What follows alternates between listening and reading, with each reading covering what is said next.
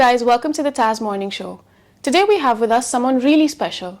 There isn't anyone in the Indian expat community who hasn't heard his name. Now, if you are an expat living in Oman, irrespective of your nationality, and if you've ever wanted help, assistance, guidance, advice, and you've gotten it, chances are he was probably helping out behind the scenes. So please welcome social worker Mr. Jabir. Mr. Jabir, thank you for being here today. Thank you. Thank you. I've heard so much about you from my friends, from family, from my mom, but it's good to finally see you and talk to you in person. Thank you. It's nice to be interviewed by both mother and daughter. Your mother had interviewed. She told me. Carried my stories many times. Yeah. It's a very good feeling. It's an honor for both of us, honestly. I consider it a privilege for me. Oh, thank you. Now, you came to Oman 40 years back. Yeah. And, obviously you came in here to start a life of your own and start your, be independent and all of that. When you came here, you probably didn't have the idea of being a social worker. So was there something that you witnessed or that you experienced that got you into the circle of social work?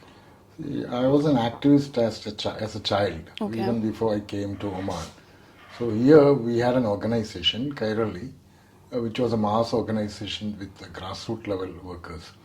So the workers started coming to me with their issues. That's how started it in Oman also. That was in 88 I started active social work. Oh, wow. Yeah. Okay. So it's always been there, you've always been. Okay, that's lovely.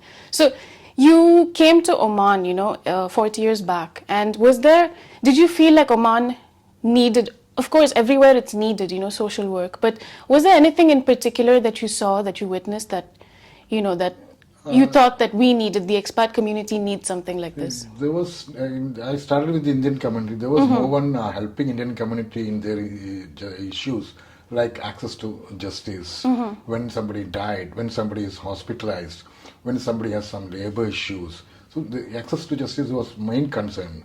Embassy issues, the problems at the embassy, the accessibility at the embassy. That's how I started. But when one particular incident was in 90 or 91, one guy had come from a faraway place and the embassy officer was not entertaining him. Okay. Then he approached me. Then I went to embassy. I kicked opened the embassy doors literally that time. Oh wow! So they were not allowing him. I kicked there was a half door, and I said I wanted to meet the officer. So that's how I started in 90. That's cool. That's a lot of guts, to even get into that. Yeah. That I had this support of my organization, which had a network. Then I'm pretty sure you have, a lot of stories, a lot of experiences. Is there any particular experience that is like height of happiness? Like you have some sense of happiness helping people, but was there one that just stands out being like your happiest, fondest memory? There are thousands of stories. I cannot take any one particular, because I see the smile on the face of the relatives of those I helped, the victims themselves, and we were helping in reaching out or finding out the missing people. So when we find out the missed person and send him back, the smile on the face of their relatives. Oh, it must have been a relief. Yeah. And many people whom I helped in getting treatment, and the huge amounts of their compensation for the workers who had back wages. So the smile on the face, there's thousands of stories, not one particular. I can imagine. Is there any...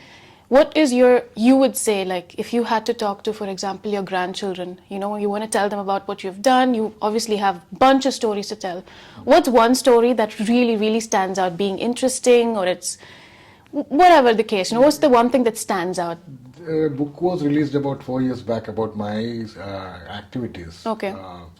Amukamillatta Anubhavangal in Malayalam. My daughter Vailana is writing another one. This is Experience Science Introduction. So I had mentioned some stories in that. One story I had not mentioned was one particular Unnitan. So I had sent one Aloysius. Aloysius was staying in an old, new under construction building. Okay. And somebody came and told me this man has been staying there without any food and medicine, this old man, that time. Then when I went to meet Aloysius, there was one Unnitan also. So I asked Aloysius, I'll help you. I asked Unnithan also. He said, no, I don't want your help. Then I sent Aloysius back. Aloysius had no documents for many years. We prepared everything. It was carried in Times of Oman. Oh, wow. And the people helped me, and I, to find out the fines, I helped him, send him back. Then after some time, somebody came and told me, this Unnithan has no, that building got finished now. Unnithan has no place. And he was staying in the lawns of Qaboos Mosque in Ruby. Okay. So somebody said, Unnithan is out of place, he is very sick. So I approached the Badrasama, and they gave him a place for treatment. He was very weak by then. The way we went to embassy and made all his papers, everything. On a Monday morning, we booked a ticket also. He was in Badrasama. Everything, all emergency certificate, fines have been paid, and ticket was on Monday morning. Sunday night, Unnithan passed away. So this is the story. Oh my God. Unnithan passed away. And I got goosebumps. It doesn't That's sad. end here. Then I called Unnithan's family. I said, Unnithan, we have found Unnithan. We have been telling them, we have found Unnithan and he is under treatment. I called Unnithan's family and said, Unnithan has passed away. So you send me a consent letter so that I can airlift the mortal remains. Yeah. They said, no, we don't want the body. You do whatever, you cremate it there. No, that's so terrible. There are many stories like that. But this one particular story I wanted to tell you. My God, this is really... And instantly you asked me the happiest stories. I have so many happy stories. One particular incident is in 96 or 97. One Omani gentleman had passed away in Bombay, and his son brought the mortal remains here in a casket. That time, casket was very expensive. Casket for sending the mortal remains was very expensive. Because I have been sending many bodies. Daily I was sending mortal remains. I was at the mortuary, I was at the embassy, all this. Then this gentleman called me and said, sir, I have a casket which I brought here. This is, if you would like to have, please. So this is... Everyone's just supporting you and helping you. That must have... This casket was very expensive that time, and this particular casket was more expensive. So I said, thank you very much. I took it, I kept it there was an office for the Kairali, I kept it there, and for the next body, I used it. So there's so many incidents. People like Adarsh, Oman, even Nishad in the Arabian Stories, even before where he was working. They used to carry my stories, and people, the general public was responding immediately for an appeal, for sending bodies, helping people in hospital, for finding fines. This very, this all... Yeah, it's beautiful. That sense of community is, it's unbeatable here in Oman, really. That's lovely, that's lovely. I mean, honestly, I'm in awe of what you're doing, like the people you've helped. Even my mom was telling me that the kind of experiences you have had over the past 40 years, no one can tell you more about Oman and people and sense of community than Mr. Jabir. It's really, really cool. See, now you say that you're leaving after 40 long years in Oman, helping people, guiding them. You're leaving Oman.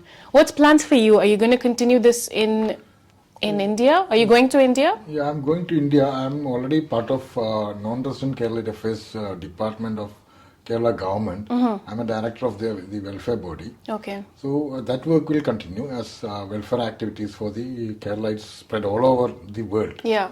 That's a pension scheme, welfare scheme. That will continue. Another thing I have asked for the government is a supporting system.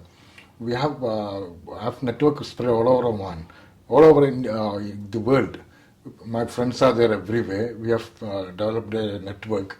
So what I intend to do is to start a helpline kind of thing where people can send me messages if somebody is in trouble in Kenya, somebody is in distress in Nairobi, or somebody is in Europe, any country, any European country, any American country, any Asian country, anywhere. That is such a lovely thing to do. People can send me the messages. Already we have Pravasa Logam, we have been using, but this is I'm going to work in. We have Loka Kerala Sabha, what is literally meaning the World Kerala Community, Kerala Assembly. Yeah. So with the support of that, with the support of the embassy officials whom I had interacted in Oman, they are there everywhere now. And everyone, because you're such a lovely human, I think everyone is just going to be out there to support you. That's what I intend to do. Active social work, active with this helpline. For that, I need help from media, my friends. We at the Arabian Stories are always there to support you. And my friends are there, even other people in Oman and all. That's cool. That's lovely. Now, see, I, being an expat, or just the expat community in Oman, we know that if something untoward happens, we have Mr. Jabir to fall back on, You're always there to help us. Now that you're not there, is your legacy going to be carried on by, a certain person or a group of people? Who as expats, who are we going to go to? As I told you, I've developed a network. My friends are there everywhere. See, I started doing all this when there was no media. Now media attention, people get media attention. If you send a body, you get the newspaper next day, this person. There was no media. Now, for that matter, there are so many social workers. But there are genuine social workers, and they come to the embassy, they go to the labor court, they go to the crematorium, they go to the mortuary and all. So there are people like that whom my friends only, even otherwise. There are many who are there in. Those people will carry out all these activities. I'm very happy. I was very instrumental in doing that. Definitely. I could inspire them. Very happy. And we from the, not just as Indians, just the general expat community here in Oman, we're definitely going to miss you. Someone like you is, it's hard to come by.